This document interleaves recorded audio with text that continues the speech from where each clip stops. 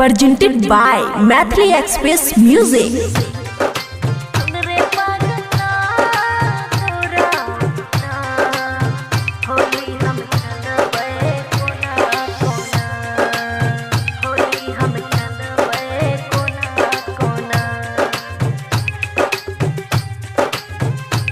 खुशी recording studio Baluaha.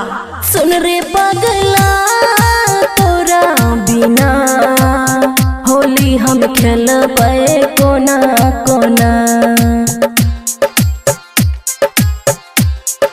सुन रे पगला तोरा बिना होली हम खेलबे कोना कोना।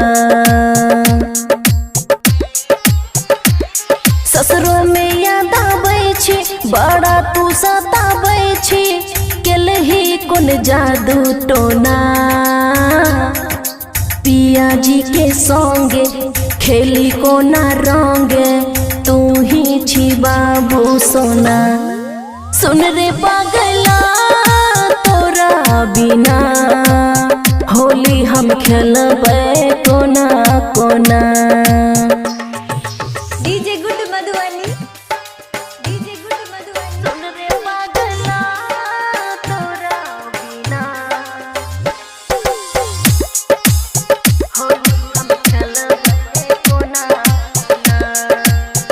मिक्स बाय अमन केकराले हम छानब पुआ पूरी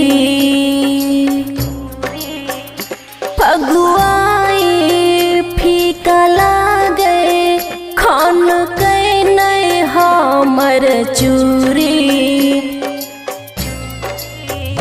केकराले हम छानब पुआ पूरी फगुआई फीका लागे खान के नहीं हमर चूरी। लोर ढर ढर गिरे कतौ नहीं जन मिले केलही कोन जादू टोना। तो पिया जी के संग खेली कोना रंग तू ही छी बाबू सोना।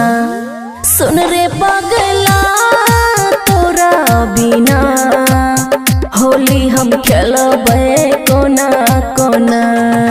डीजे गुड मधुबनी डीजे रे पगला तोरा बिना होली हम खेलबे कोना कोना।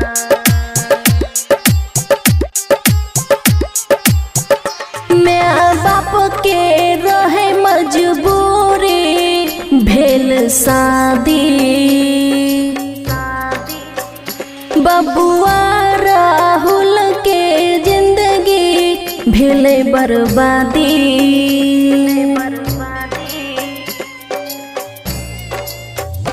मैं बाप के रहे मजबूरी भेल शादी बबुआ राहुल के जिंदगी भेल बर्बादी।